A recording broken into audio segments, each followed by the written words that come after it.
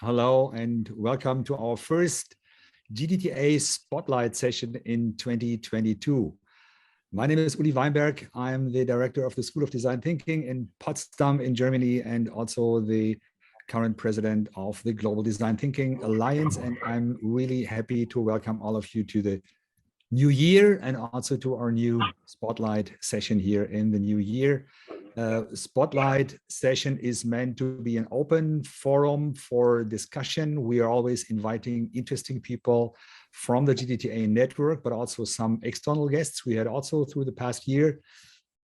And it's a monthly activity where we spend an hour together, half an hour with presentation, or a little bit more in this case here, because we have 3 people presenting,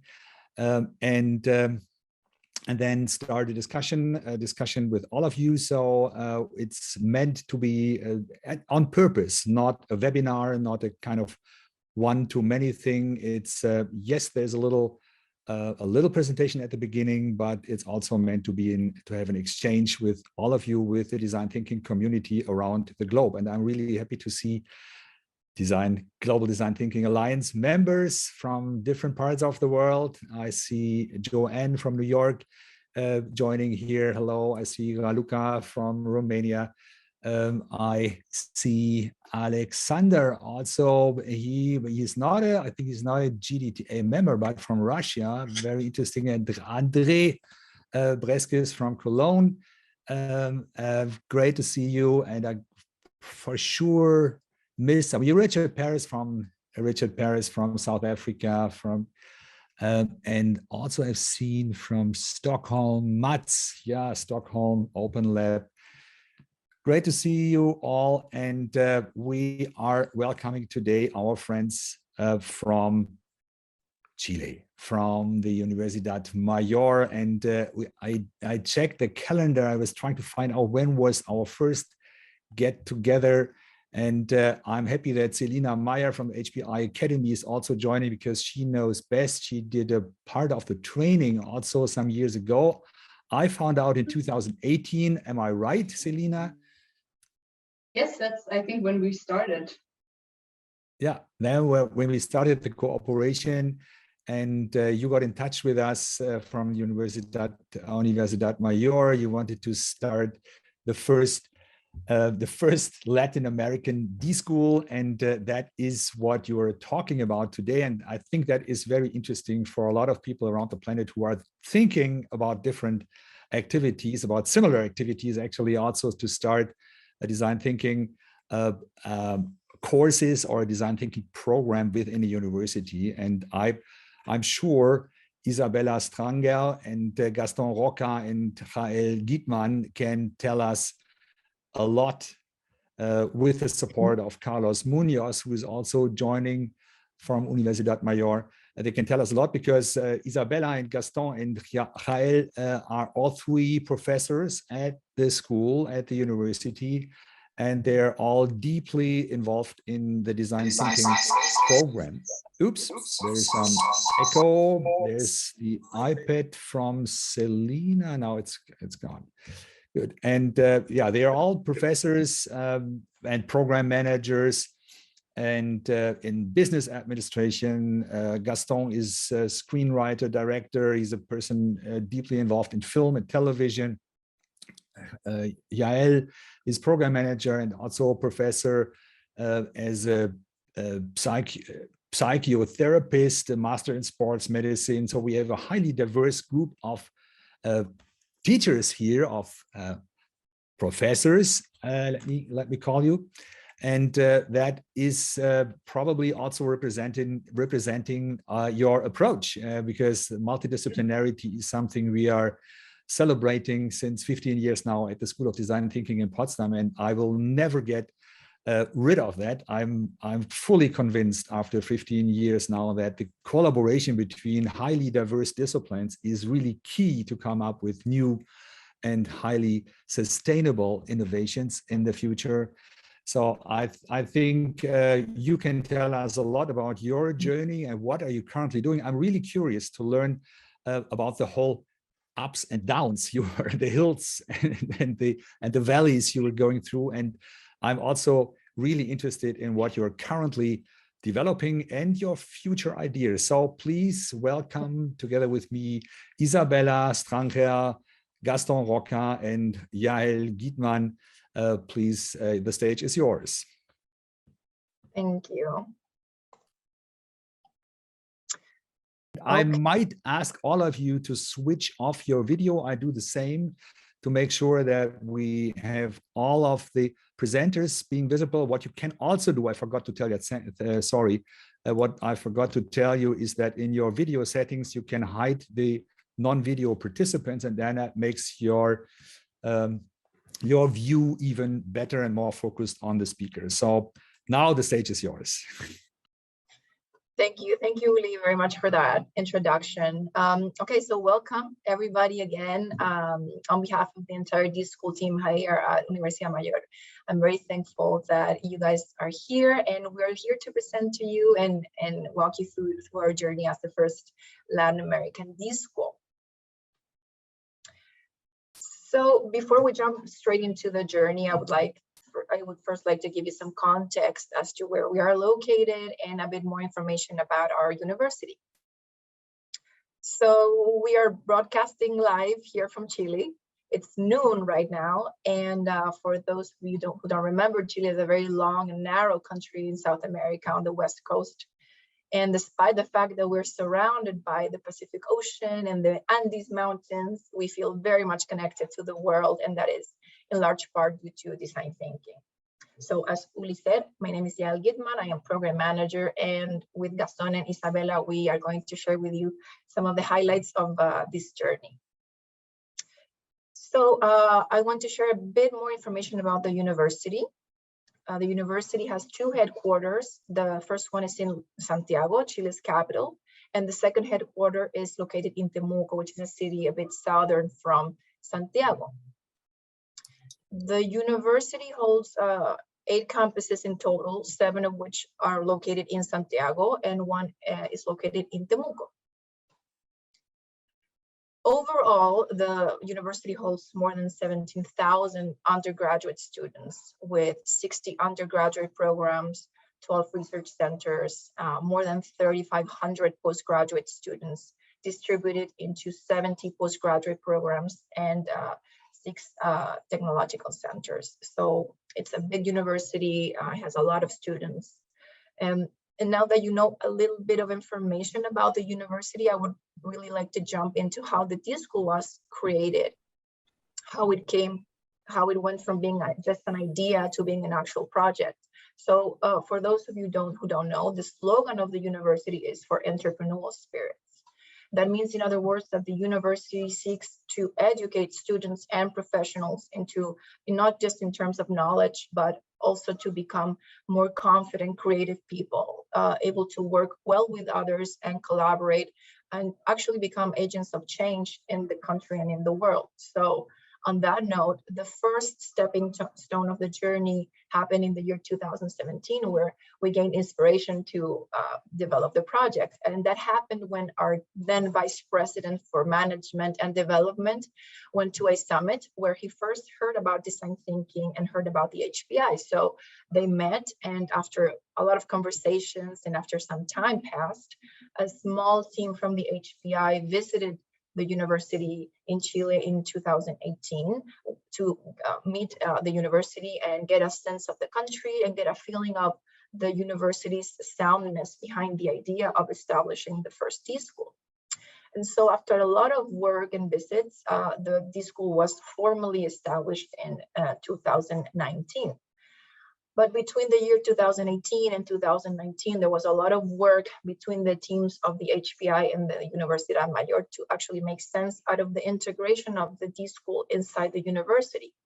And after that process, they came to a driver question that was key for the entire process, which was, how could design thinking enable the whole community to engage in a collaborative process to openly and creatively confront problems? So this question was key for the process because we needed to make sense out of this new integration. And after a lot of ideation and a lot of work, they actually came with a very solid answer.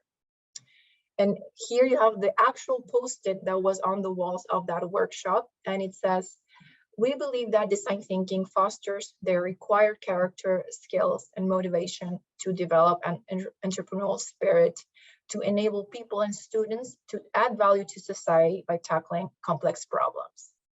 So this was a fundamental statement that served the university to transmit to all the community what design thinking was about and what the value was of design thinking for our university. So ever since the D-School was formally created in early 2019, we've been putting a lot of effort into making design thinking as contagious as possible for every member. What we aim to do as a community is bring all members of the university together around design thinking to spread the value of the tool and also the spirit.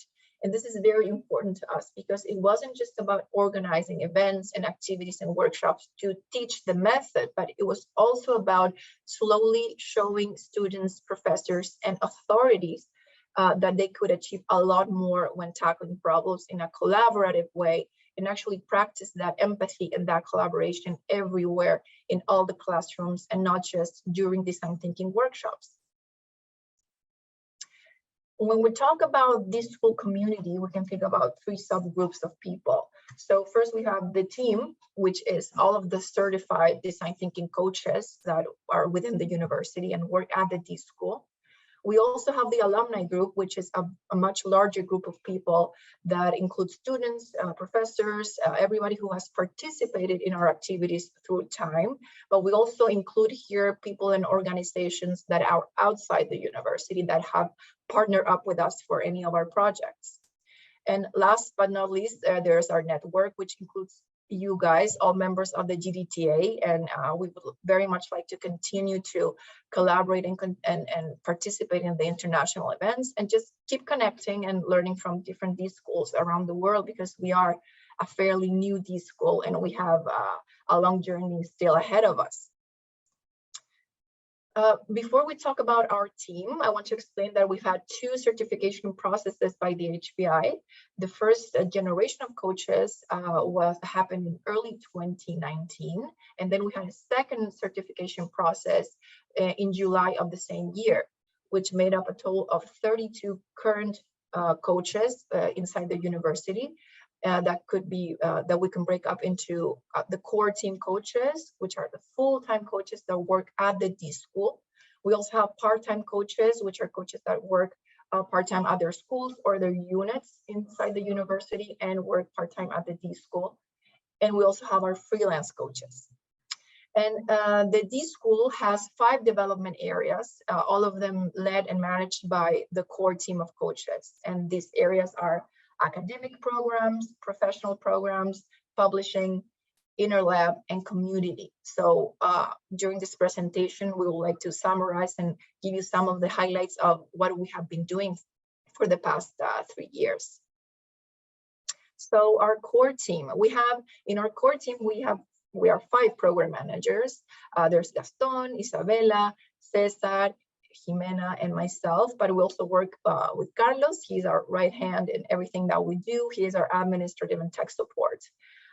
So we 5 program managers lead the 5 development areas. And one thing that we love about our team is the interdisciplinarity that we practice. As Uli said in the beginning, we try to stay very true to the methodology and the spirit of design thinking, in that we knew that we needed to bring together people from very different backgrounds and different fields to make the D-School bigger and better. So you see, Isabella, for instance, comes from business administration. Gastón is a TV and film director. Cesar is a strategic designer. Jimena also comes from business administration. I'm a physiotherapist. And Carlos also comes from physical education. So very diverse group of people, and it's been very interesting to work that way.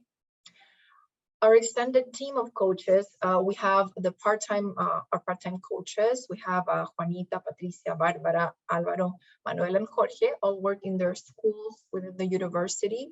And we also have our freelance coaches. So again, we're very lucky to have a very diverse team of coaches, because all of them work in different units and schools. For instance, Juanita works in the musical department. She teaches undergraduate students in music. Javiera works in the physical therapy school. And Francis works in the publicity department of the university. And these are examples, but they all work in different areas. And we work together in that they not only help us spread design thinking into everything that they do, but they act also as our eyes and our ears to sense what needs are not being met in the university that we could help with. So we have a really great team. I'd like to show you a bit of what we have been doing to give some life to our community. One of the first initiatives that I would like to show you is called Creative Thursdays by D-School. It's been a very fun cycle of activities because these are open and free activities that happen monthly for all internal and external members of the university. So it's twice a month, and it happens on Thursdays. And we offer free workshops or shorter workshops, usually 4-hour or 8-hour design thinking workshops, and some theme workshops. For instance, we've offered the mural workshop, how to use virtual warm-ups, how to create journey maps, and we try to pick topics that we feel might be useful for the public, such as teachers and students, things that we know that it might be in use for them. So it's been a very successful initiative.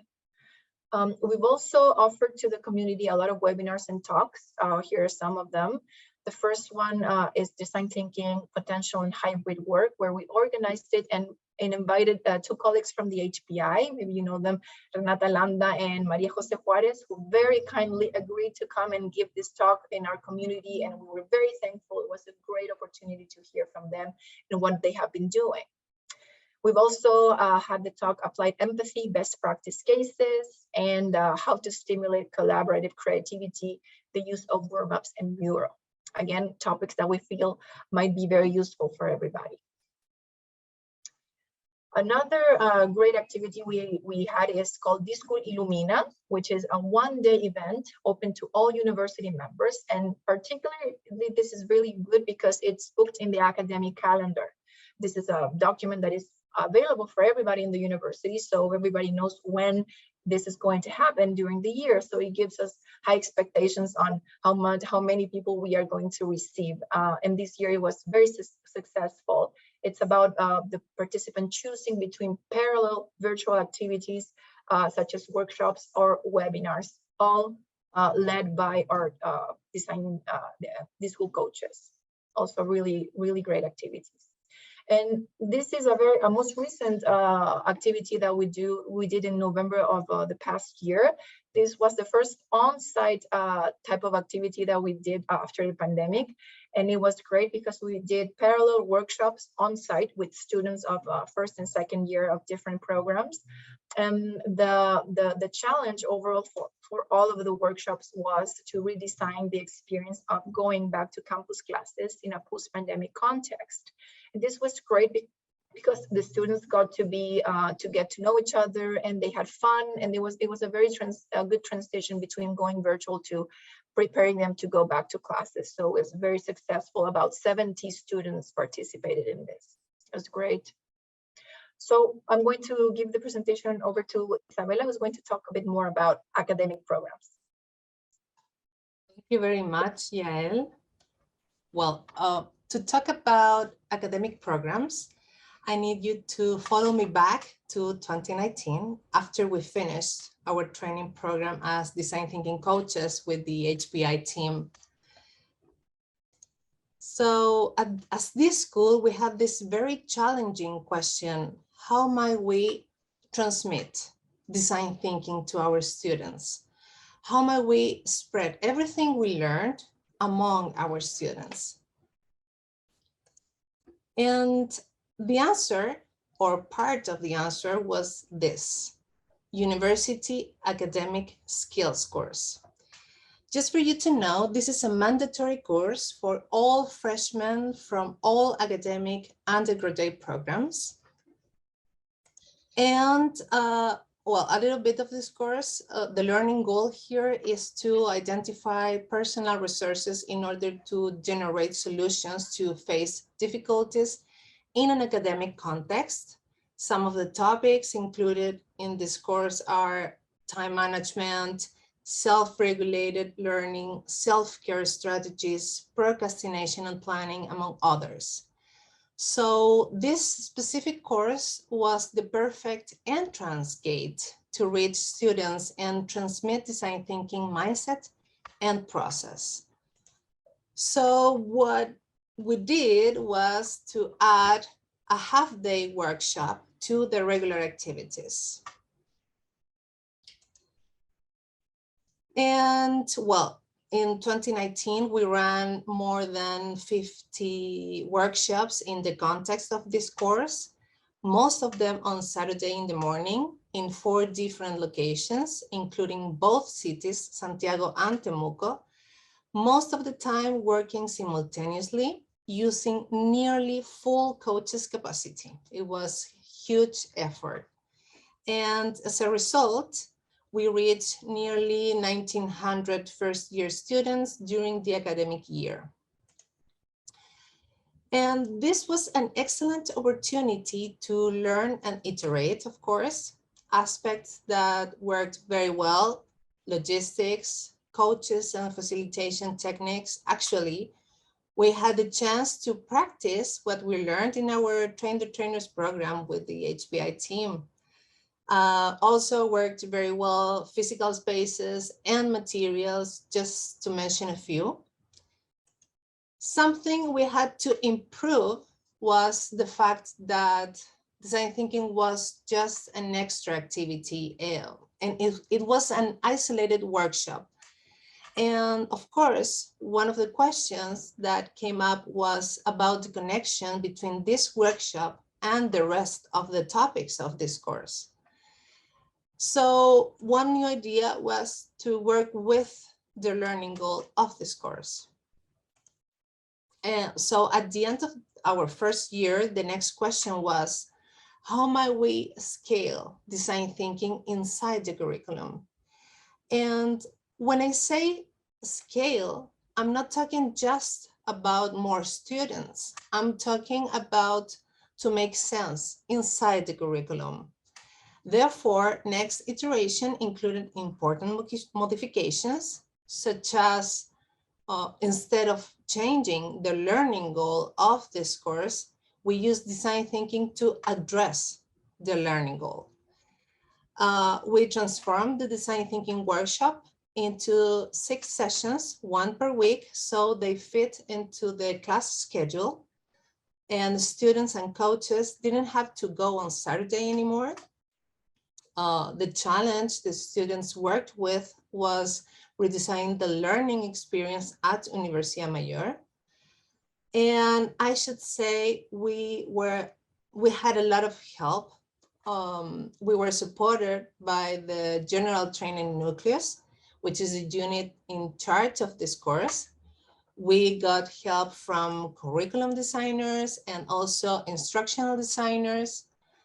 However, the strategy was not complete because we had to reach 2,000 freshmen divided in 60 sections. And the coaches, we were not enough in number. So we needed a task force inside each classroom. Then we realized that a very powerful partner should be invited to this game. And I'm talking about the professors. That's how we created a 3-day course for professors in charge of this course. So they could learn a little bit more about design thinking process, tools, mindset, and also practice. In addition, we collected everything we learned from HPI and other sources about design thinking and developed a support materials kit. So professors were empowered enough to carry out the 6 modules by themselves on site.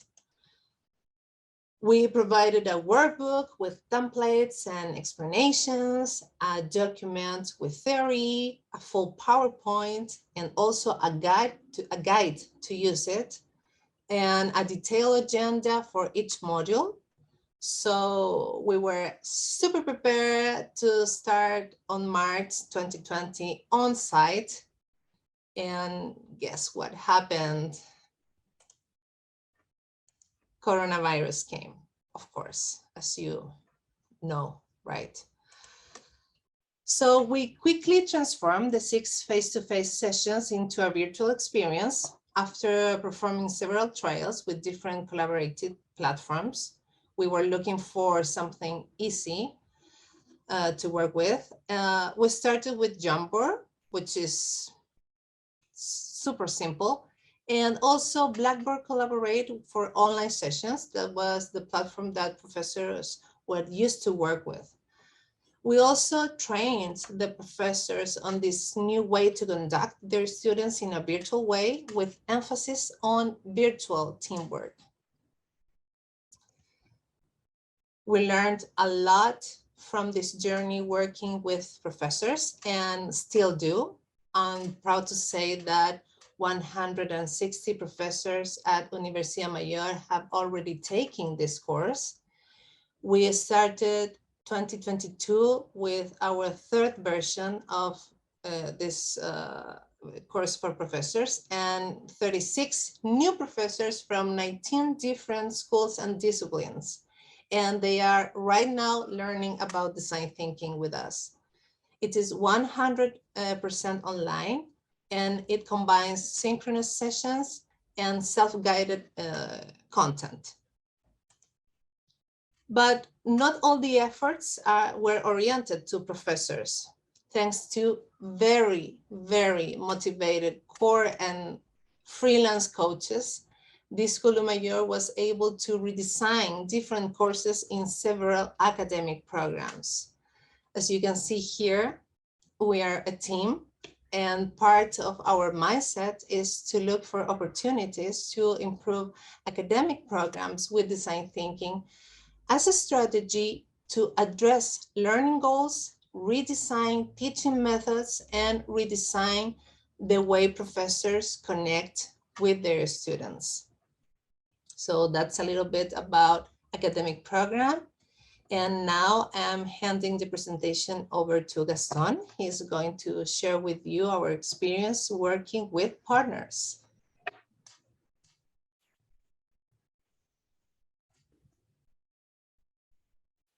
Yes. Hello. Thank you, Isabella. Yes, I'm going to walk you through a brief overview of what our InnerLab has been doing and hopefully will be doing.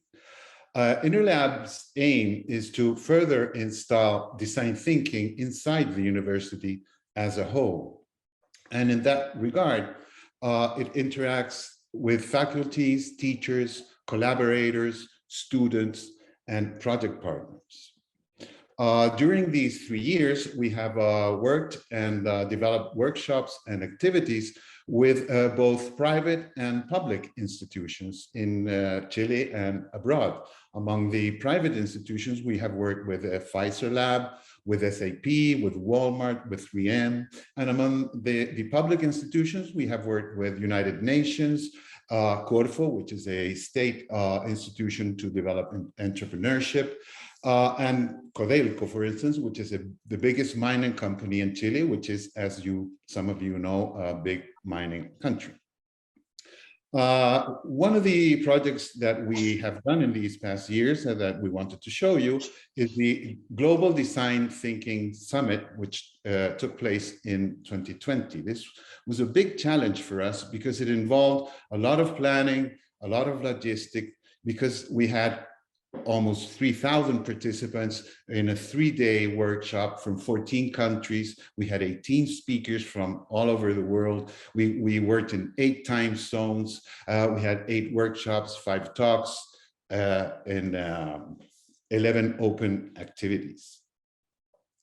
The participants were students, teachers, entrepreneurs, and associations, and they worked in specific topics regarding education, public policies, business, and social issues, needs, opportunities. And this is a slide that shows you some of the outcome of this Global Design Thinking Summit 2020. Another interesting project was Pfizer School. This is a project we developed with Pfizer Lab, and it was guided to patient advocacy groups. Pfizer wants to strengthen their relationship, their network with these important groups, patient advocacy groups. And regarding that, they approached us to see if with the data they have and working that data with the patient advocacy groups, new opportunities, needs, ideas could arise to make this network stronger. And so we designed a workshop that had 4 main topics: health management, digital trend, innovation opportunities, and story construction. We had participants from Chile, from Ecuador, and from Peru. And this added a little difficulty because not all legislations match, of course. So we had to be a little specific in some of the instances regarding the different legislation that these patient advocacy groups would have to work in. A whole overview of our workshop is this one. We had 3 weeks dedicated to health management issues, 2 weeks to digital trends, 2 weeks to innovation opportunities, and the last 3 weeks to make the project as a whole, and also communicate it, how to communicate what we are proposing. And that is labeled story construction. And this is a slide of some of the participants of one of the days the workshop took place. Another interesting project was one we were invited to by United Nations. And the challenge of the project was make Guadalajara, a big city in Mexico, a safer city for women. This was the aim of the workshop. And we had 30 participants divided in 5 teams in 2 successive workshops, and we worked on 5 projects. Mostly, the coaches were mostly women, some were men, but all the participants were women. And so the motto was women design for women, women design for to make cities safer for other women. And this is one of the murals we worked on. And this is one of the prototypes that came out of that workshop. Another interesting project for us was FIC. FIC is a state fund that aims to help small businesses around the country. This year, it was focused on the poorest communes of Angol and Victoria, which are 2 cities around 600 kilometers south of Santiago, the capital. And 150 participants applied to this grant, to this fund. We worked with them for 6 months. We conducted virtual workshops. And afterwards, FIC selected 20 projects of these 150. And with these 20 selected projects, we held one on-site workshop which challenge was make the user experience better. So this was a very interesting project for us to be able to collaborate in helping people that live from the land to make a better living of what they do, what they know how to do. And this is a slide of the on-site workshop we held with the 20 selected projects that obtained the funds, the grant from the FIC. And the last project we wanted to show you now is one that came from the university. It arises from the university. The Universidad Mayor Business School approached us to see if we could help them in a way to define new opportunities for the development and strengthening of postgraduate courses in the Universidad Mayor Business School. So we designed a sprint format that consisted of 5 workshop sessions and asynchronous work in between the sessions. The teams went out into the field, spoke to teachers, spoke to students, to directives. They held focus groups, and they did a big investigation of the users they were relating to. And afterwards, the workshop delivered a proposal of the way to improve the offer of postgraduate courses in the Universidad Mayor Business School. So these are some of the projects we have been involved in the recent past. For this year, 2022, and regarding this aim, that is to further install design thinking inside the Universidad Mayor, we designed innovation sprints. These innovation sprints are focused on faculties, collaborators, project partners, and students. We will be holding 4 annual workshops. And the interesting twist, if you want, is that we will work with specific challenges that come from collaborators, from faculties, project partners, or students. They will arise from them, and we will help them make significant innovation improvement to problems or needs that they communicate to us that they have. We will divide them in 8 teams per workshop, and each workshop will last 20 hours with also asynchronous work in between. So this is a brief overview of what we have done, what we are going to do in our lab, hopefully, if everything goes well. And thank you for your attention, and I will give the presentation back to Yael. Thank you, Gastón, for that. I would like to have a short break now, because I want to give you an overview of what we have been talking about in this presentation. So we started out by sharing with you the origins of the D-School, gave you information about the university, our first steps as a D-School. We've shared with you about our community, who our coaches are, what events we have been organizing during this past time. Isabella talked about the academic programs, curriculum integration, and some details about the teacher course in design thinking. And also Gastón talked about the projects, our partners, and the sprint, and what is yet to come in Inner Lab. But I feel like there's maybe a question from you to us that we haven't answered, and that is, how do we feel about the journey? And to make it as simple as possible, we feel like the journey has been a ride, because very much so like a roller coaster. We knew that as a team, we were about to embark in a very challenging task that was to bring design thinking into the culture, into its core, into its DNA. So we were very excited and nervous, and there were a lot of ups and downs and unexpected turns, but overall a lot of moments of joy and satisfaction with this project, because we always try to keep in mind that the goal in the end is try to make meaningful changes in our educational process. So it's been a really great journey.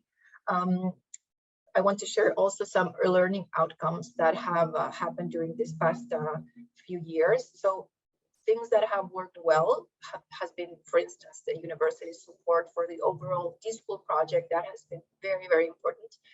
Also, having clear goals is something that has been very crucial to keep things going and the process going. And also the team's stamina, which is something that has gotten us through very difficult times, such as the world pandemic and transforming everything into virtual. So we've been very lucky to have a really good and powerful team. Some obstacles during the way have been mostly in the beginning with the translation from English to Spanish, because there are some English words that don't really translate exactly to Spanish, and we really struggle to transmit design thinking in Spanish to everybody. We also struggled to renew some misguided assumptions in that design thinking was just playing games. But we really succeeded, I feel, in showing everybody that design thinking is a fun but very serious game with very real and meaningful outcomes. We also had to break old habits in that we had to push sometimes for the teams to become more active instead of being more passive in our workshops and our general activities.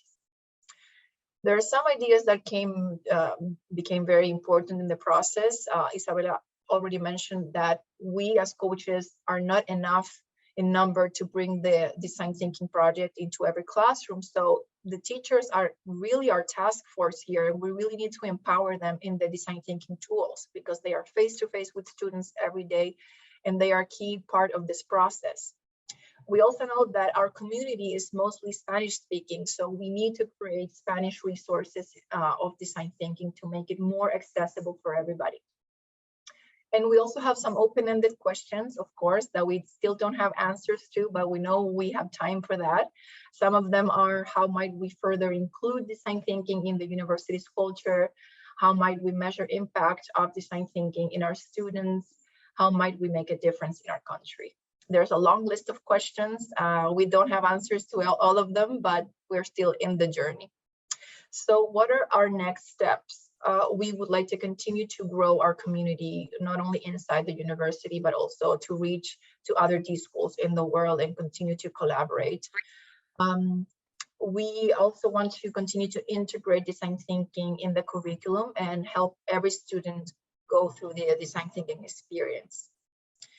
Also, we want to help inner units of the university to tackle their own specific challenges through the help of the inner lab experience. And we want to create Spanish content on design thinking to, as I said, make it more accessible for everybody. So before we go, I want to leave with you a very short video of our coaches. I want to share with you what our D-School means to them in 3 words.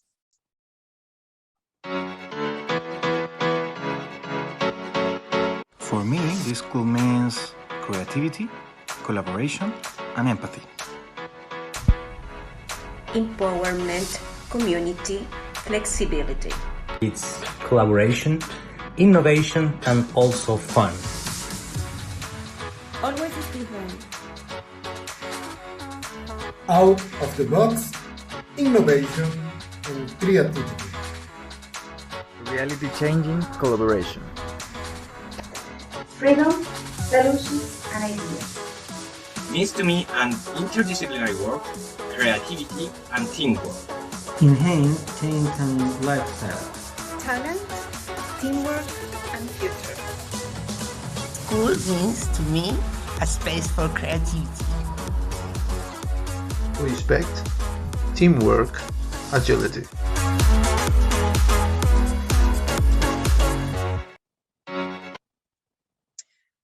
So thank you very much, everybody, for joining us. And here is our social media information for us to stay in touch. So thank you very much. And I will close this to be open for questions from everybody.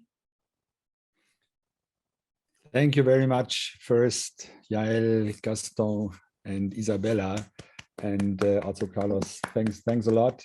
Big applause from our side. You can now, on the auditorium, you're now invited to switch on your video and also your microphone if you want to say something, or raise your hand if you have a question. Raise your physical hand or your virtual hand. I hope you all know that in reactions down at the bottom at the menu, you find the raising your hand.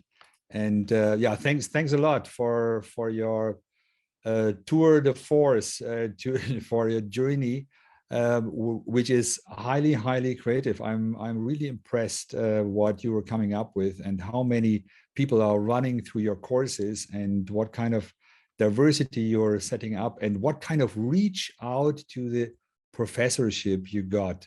I would be really happy if we would have the same reach out to the professors at the HPI, not to speak of the University of Potsdam, which is about a similar size with about 20,000 students. But we are working very hard, and it's not that easy to really convince to get them involved. But yeah, thanks to all 3 of you or 4 of you for your engagement and your enthusiasm and your continuous working with the other colleagues to make them also, bring them also on the design thinking path. So I try to change I switch to gallery mode now, and I would recommend that you do the same thing here so that you can see who has switched on the video. I'm happy that Marcelo is joining from Argentina. Marcelo, we just talked a few days ago. I'm happy that you are taking the invitation and taking the chance, and you're talking about your activities to set up or to bring design thinking also since quite a while into your school. Yeah, maybe there are some questions. I don't see a hand up yet. Please feel free to switch on your video. Yeah, there's Joanne, Andrea, I think was the first, is that right? Yeah, maybe. So again, thanks for this great presentation. As in the chat, and why your design, the overall design of the presentation, it's a proof that good design does not stop at the surface. It goes deep into the how works a university and how can you make university work better. And I would really consider you experts in this and making a university better. As such, as experts, I would really like to ask you some questions. Most of us are facing the challenging task to get back into presence. A matter of fact, our president has said summer term in Cologne will be 100% presence, no matter what. And now we have to reacquire to this. And you did your project in November about changing the culture, changing the experience of getting back to classes. What did you did there? What is your main takeaway? Which digital tools would you recommend? Would you stay with mural? Would you come back to post-its? What is your big learning about this? Because I really consider you as experts in this now. Yes, thank you very much, Andre, for your question. Well, I would think that, well, that experience was very, very interesting because we got not only us as coaches to be back in action again on site, but the students were very grateful. And I think the thing that we took home from that is that in order for them to transit into a normal and back to school life, they first needed to decompress.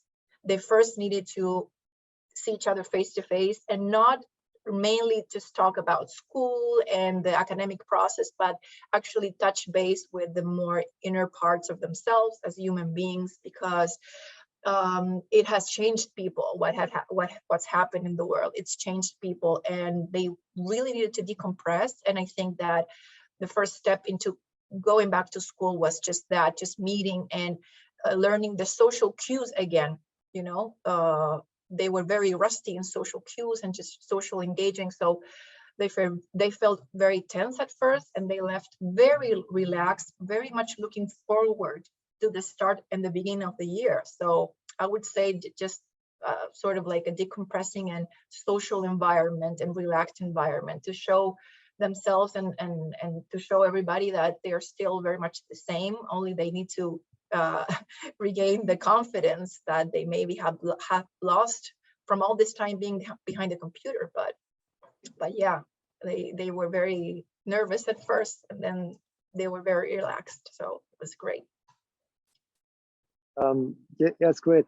Again, would you recommend a mix of digital tools like Mural or Miro for whiteboarding, for idea creation, or would you say get away with these digital tools, go back to sticky notes and really have this hectical experience? Which is your recommendation? I would like to say something about that. Well, as I presented, we worked at first with Jamboard, which is a Google platform. This is a very simple whiteboard that you can add. You can add pictures and post-its and draw, just like that, just that. We chose that because it was easy to learn to work with, especially for professors. So, and it also, yeah, you have to, okay, in my opinion, when you are trying to work with design thinking in a virtual format, I think we miss the focus. We try to use very sophisticated platforms with a lot of features, with a lot of, I don't know, funny stuff, but perhaps participants get confused and they try to learn to use the platform instead of living the experience of design thinking workshops. So first, you have to be aware that the platform is just a support, a visual support, in my opinion. After I say that, I should recommend it. I think the platform depends of if you are working with a lot of students or just a small team. If you're working with several teams at the same time and you're just the only professor or the only facilitator, you can use Miro, which is allows you to this unlimited board, so you can have all the teams working simultaneously on the same board. But for small teams, I would recommend Mural, which is you can share facilitating superpowers to others, which is something that you cannot do with Miro. So you can have a lot of coaches working with their teams, with their own mural, and all with facilitator powers, and it helps a lot. But again, I think the platform, it's just a support.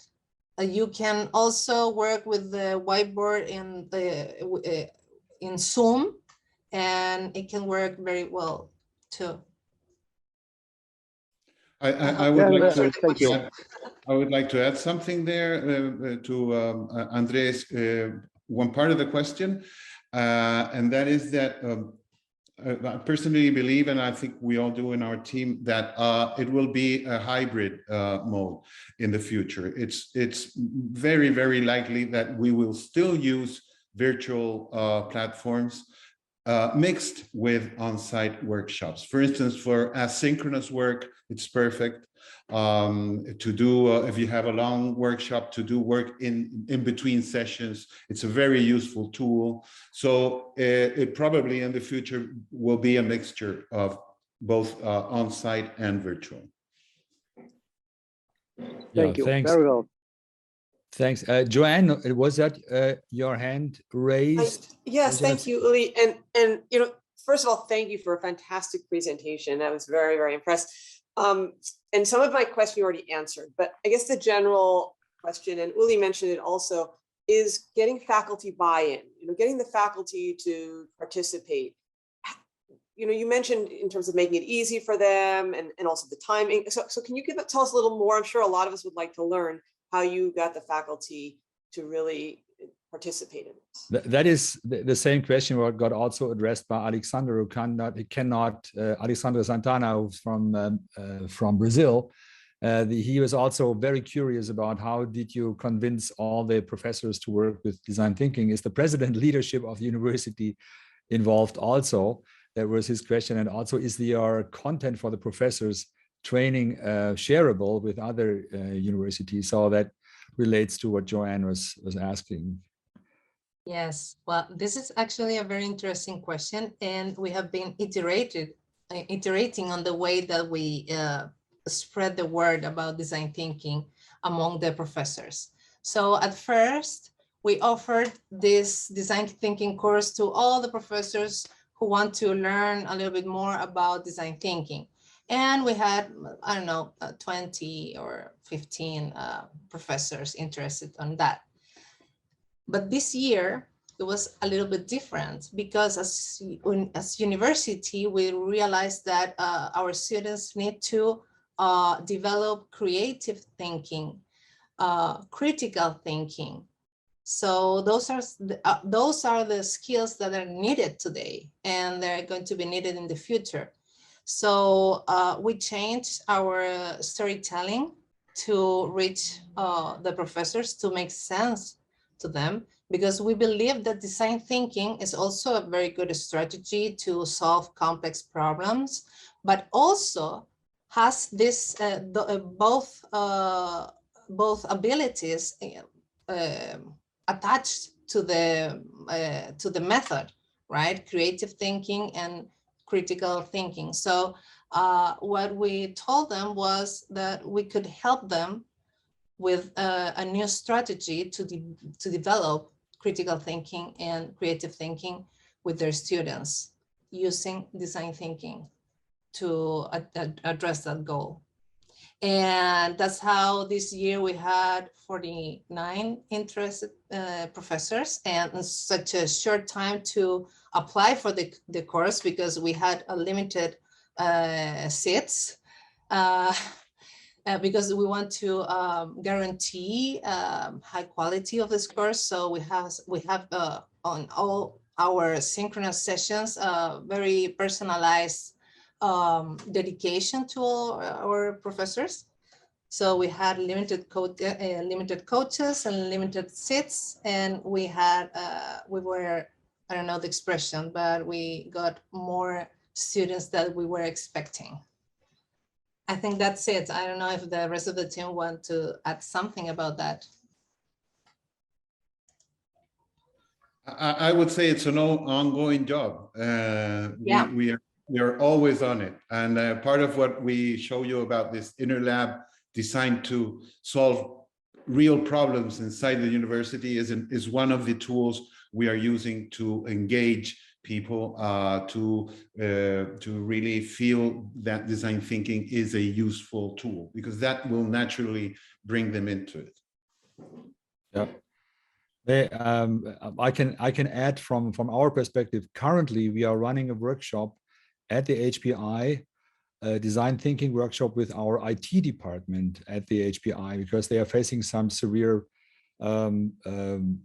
problems in terms of the institute is growing and the team is not growing, and they were actually asking through the administration if we could help them to solve their problem. So that is not with the teachers, that is actually the administration was reaching out, and I like that very much. And we just yesterday we had the second workshop of a row of three. So and that also proves there is a big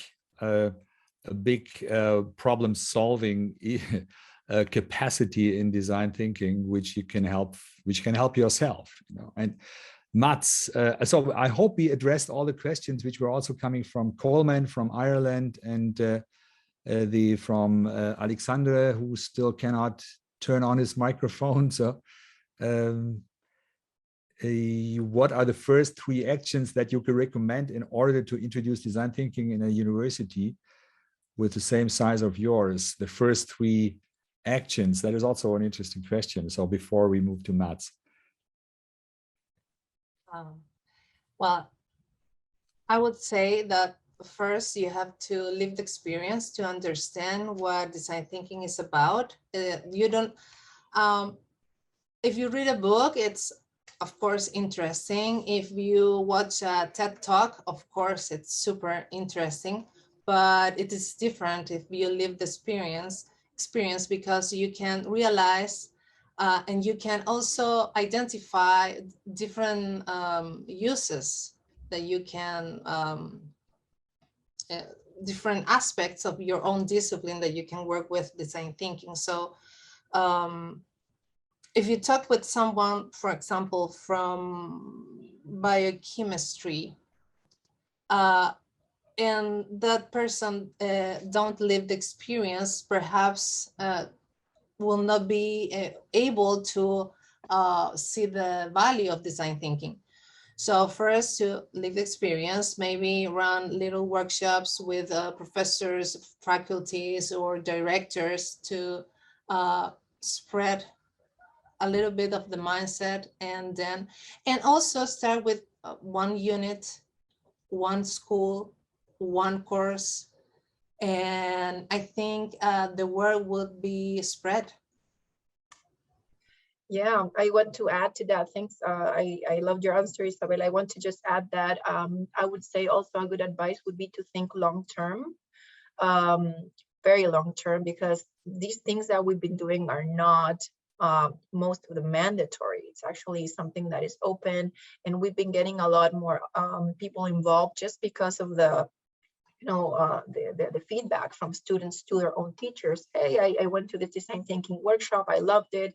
Even teachers have, even if they didn't go to the teacher course, they participated in open activities, and they want more. So it's been a gradual process, and we also know that convincing everybody from one day to another is not going to be possible. So try to think long term. And again, as Isabella said, try pilots and iterate, start from one unit, run one class, and try to grow bigger from that.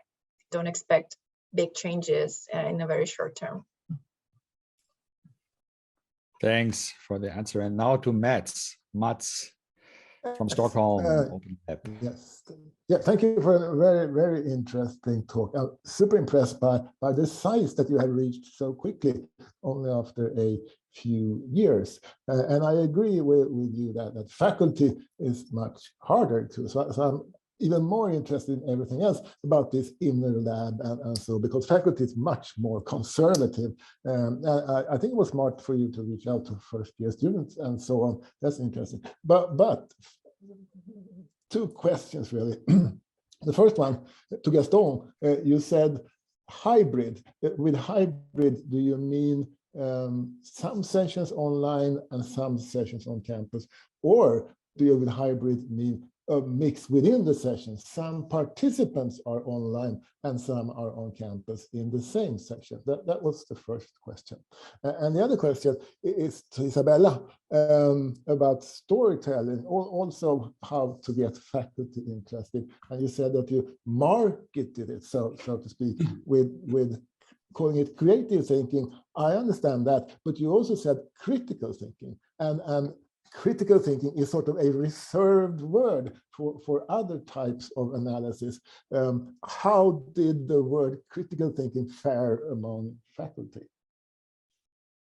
Yes, thank you, Mats, for your question. I was really, I mean, we all know this is always developing, so you could get maybe even on-site hybrid workshops. But what I was really thinking about is that teams can work together and keep in touch through virtual platforms, for instance, in between workshop sessions. I think it's a marvelous tool, the internet, to keep teams working together in those periods that they are not on site. So I was really thinking about that. So it would be a mixture, but not in the same session. That's the way I was seeing it, at least. And about my question, well, thank you for that. Of course, we are not, okay. Sorry, I have to find the correct words in my head in English. So, but what we say is that, of course, creative thinking, and that's very obvious, right? And about critical thinking, because there are a lot of methods that you use inside each phase of the process that leads the team to analyze, synthesize, reflect, conclude, right, infer. So those are parts of critical thinking. Perhaps we don't offer to develop a full critical thinking, the full ability, of course not, but we can help that. We can train students to think critically when they are working on each phase and in different projects. Thanks. Maybe I could have a quick follow-up question.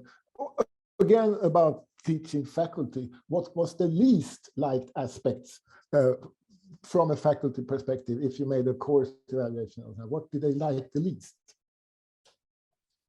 I'm sorry, I don't know if I understood very well the question.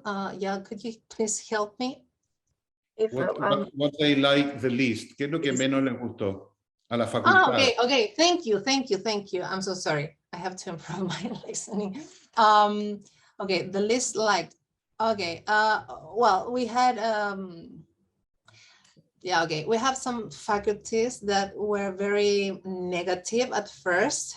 I don't know, remember you, Gastón and I, we were talking with one faculty that thought that would never work. I hate design thinking. I don't know the value of that, what I'm going to do with my students.